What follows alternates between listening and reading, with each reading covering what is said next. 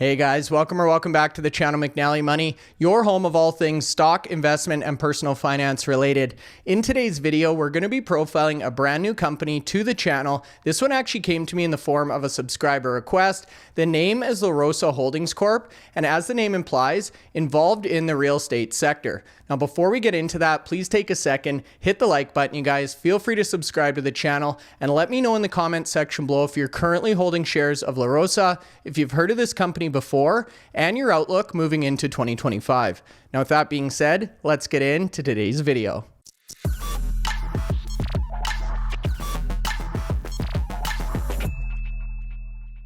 Okay guys, so that's right. Today's video, we're going to be taking a look at Rosa Holdings Corporation. As you can see here, trades on the NASDAQ in the United States under the ticker LRHC. This is as of close on Monday, October 21st. They were down 1 cent or 1% on the day to close out at 48 cents US. I have a 5-day chart pulled up on the screen here. You can see trading relatively flat over the last week or so, hitting a high just north of 55 cents and a low during today's session at 47 cents US.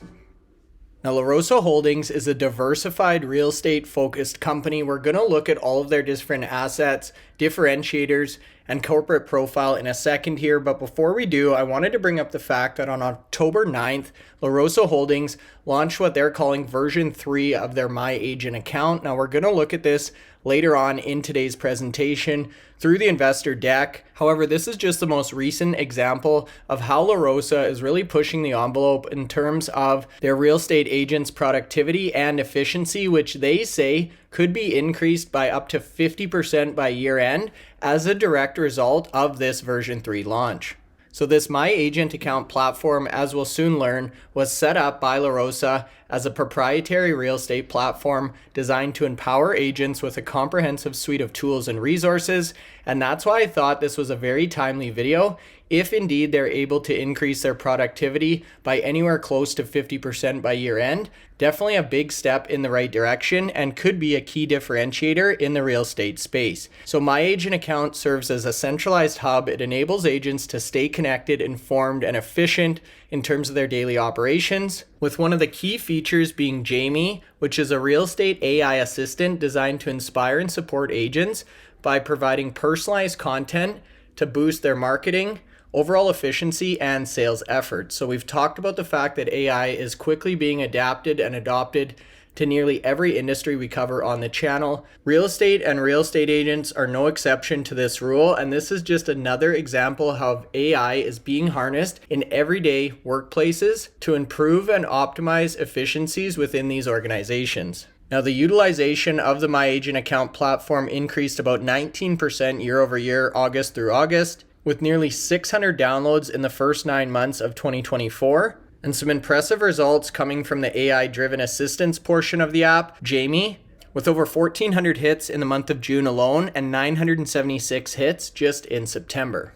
So Joe LaRosa, who's the CEO of LaRosa, commented, "With each new version of My Agent account, we're continuing to build a PropTech company, empowering our agents with the technology they need to provide exceptional service. Our goal is to transform the real estate experience for both agents and customers by driving innovation and enhancing efficiency." And with that being said, that's really a perfect stage that we've set to now introduce you to what Rosa Holdings Corp is really all about. Now, if you go over to the corporate website, larosarealty.com, I'll leave this linked in the video description below as well. At first glance, this may look like your traditional real estate or realty platform. However, as you continue to scroll down, you can see the quality of listings, the variety of properties, and the tailored customer service and support really do provide a number of key differentiators compared to your regular real estate holding company. So as they cite here, Rosa Realty is focused on family, passion, and growth, and then go on to show some of their prized listings in the Florida area.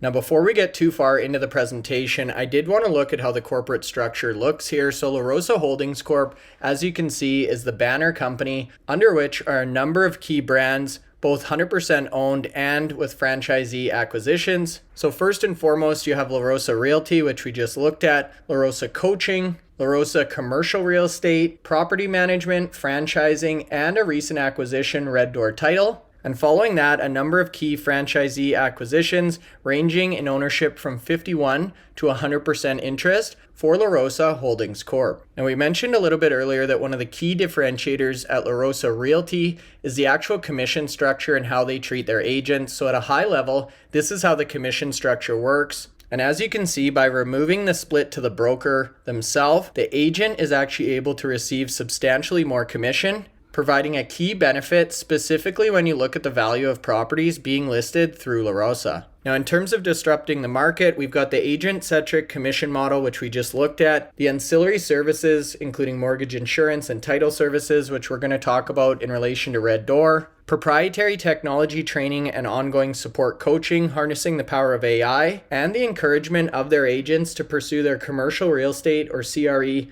license, transactions, and additional CRE services. So again, when you compare to traditional public real estate brokerage companies like Keller Williams, eXp Realty, or Remax Anywhere Compass, they really don't stack up in terms of the disruptive nature of this company's business model. And again, that breaks down into the brokerage model, agent commission structure, educational platform, and the technology available to their clients. Now, in addition to the realty services, we also talked about some of the additional real estate related products that La Rosa Holdings Corp was able to service. That really came in part through their acquisition of Red Door Title in August of this year. And this move enables La Rosa to offer title insurance services for home purchases and sales, which complements its existing real estate offering and now enables them to offer a seamless end-to-end experience for home buyers and sellers, which further strengthens and differentiates their product offering compared to other realtors. So with that being said, you now start to get a better or more holistic picture of how all these various different revenue streams feed into La Rosa Holdings Corp.